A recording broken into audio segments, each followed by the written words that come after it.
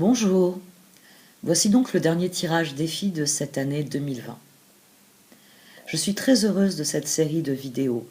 Vous êtes chaque mois plus nombreux à faire confiance à mes extensions de tirage et j'en suis heureuse car cela contribue à assurer l'avenir de la chaîne.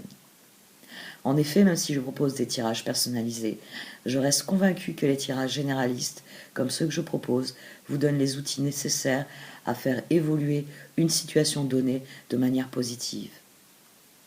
Je remercie tous ceux d'entre vous qui me confortent dans cette vision.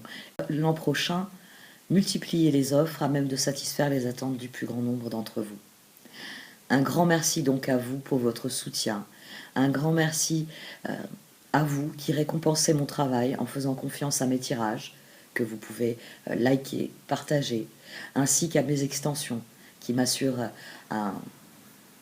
un petit revenu qui rentabilise ce projet, cette chaîne, et qui me conforte vraiment dans la conviction que si on fait ce que l'on croit être juste, tout est à sa juste place. Je vais à présent procéder au tirage.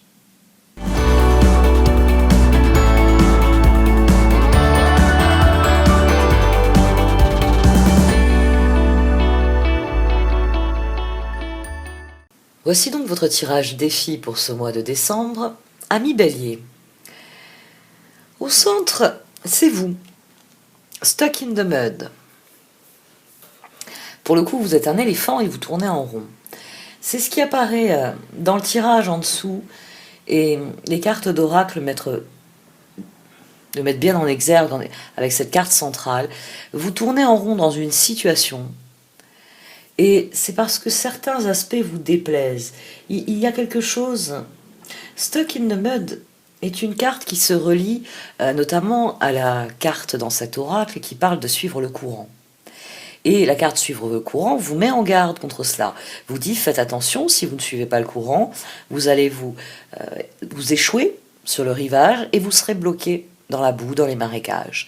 Et ici, c'est tout à fait ce que vous vivez.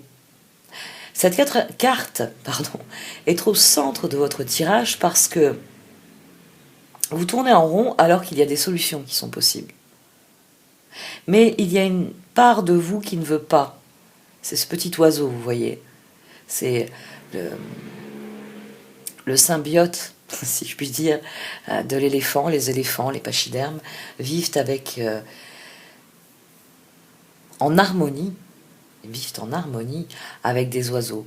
C'est-à-dire qu'ils ont un petit oiseau ainsi qui leur est attitré, parfois plusieurs, parfois toute une nichée. Et ces oiseaux sont censés nettoyer les plaies qui peuvent apparaître sur leur corps, mais aussi ils jouent un rôle d'avertisseur et de messager. Parce que si vous regardez un documentaire, vous verrez que quand il y a un bruit qui vient rompre le rythme de la savane, il n'est pas rare de voir des oiseaux s'envoler justement de la proximité des éléphants, de s'élever dans le ciel. Et puis quand ça redevient calme, ils reviennent se poser sur les éléphants, avec des informations, en leur disant ce qui s'est passé à l'est, à l'ouest, ou encore au nord, ou encore au sud. C'est ce qui permet à l'éléphant, qui est très lent à se déplacer, d'aller dans la bonne direction. Et vous, ce petit oiseau, c'est votre intuition. C'est votre capacité à ressentir l'instant, à savoir ce qui est en train de se passer. Les oiseaux ne vont pas loin, ils montent dans le ciel et puis ils redescendent avec l'information. En quelques instants, ils ont évalué la situation.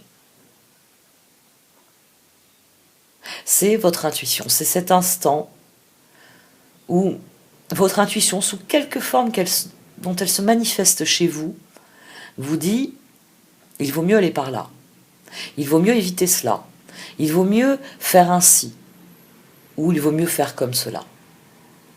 Et pour l'instant, vous tournez en rond et vous n'écoutez pas ce ressenti, cette sensation que la rivière n'est pas loin et qu'il ne tient qu'à vous de la rejoindre pour suivre le courant. C'est vraiment un tirage, vous l'avez vu, j'ai employé le Light and Seer Tarot, et c'est vrai que il est très lumineux. Et votre tirage est très lumineux, il est très bélier, il vous dit de foncer. Mais il vous dit pour foncer, il va falloir que vous décidiez de vous écouter profondément. Et il va falloir vous décider surtout à suivre cette intuition.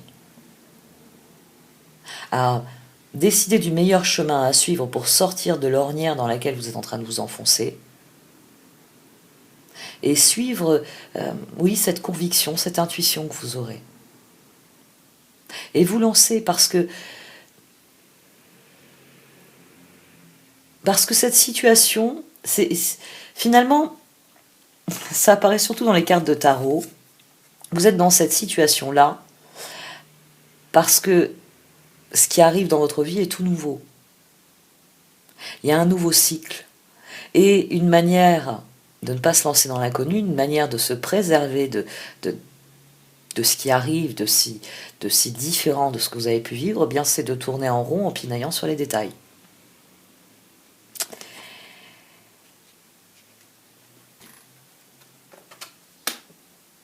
Vous avez deux autres cartes. La carte de conseil, Rescue, est une carte qui vient souligner que lorsqu'on suit le courant, justement, vous le voyez, hein, il est matérialisé ici par la cascade, et il y a une personne qui émerge de ce tunnel. Lorsqu'on suit le courant, on est toujours à l'endroit où on doit être, au moment où on y est. C'est-à-dire que même si vous n'êtes pas synchrone avec les énergies de l'univers, elles sont synchrones avec ce que vous faites. C'est pour ça que vous décidiez de vous asseoir au milieu du courant et ne pas suivre le tunnel, ou que vous décidiez d'avancer, vous serez toujours... L'univers continuera de s'écouler. Simplement, bien si vous restez assis trop longtemps, il vous enverra un peu plus d'eau pour vous faire bouger. Et c'est là qu'on se retrouve précipité, entraîné dans les événements. C'est une carte qui vient vous mettre en garde contre cet état-ci. Parce qu'il peut y avoir une brusque montée des eaux qui va vous obliger à prendre un chemin qui n'est pas forcément celui que vous auriez pris si vous aviez considéré les chemins qui s'offrent à vous au lieu de tourner en rond. Si vous êtes dans une pièce, il n'y a aucune des portes qui sont face à vous qui vous plaisent. Vous pouvez décider de tourner en rond dans cette pièce. Et vous pouvez y tourner en rond longtemps. Sauf que l'univers va faire en sorte qu'à un moment ou à un autre, vous preniez une de ces portes. Et que vous n'ayez pas considéré ces portes, que vous n'ayez pas jeté un coup d'œil derrière ces portes. Rien à faire. Les événements vont se précipiter pour vous obliger à en choisir une. Rescue vient souligner que dans toute situation, c'est vous qui êtes au centre de la situation. Et qu'il est important de suivre le courant, c'est-à-dire de chercher, d'écouter avec son intuition, afin de déterminer quelle est l'opportunité, quel est le chemin à prendre. Ici, vous avez une montgolfière. Et dans la plupart des cartes de Colette Baron-Ritt, déjà tout ce qui vole porte bonheur. Et dans cet oracle, les montgolfières sont les opportunités qui viennent vers nous.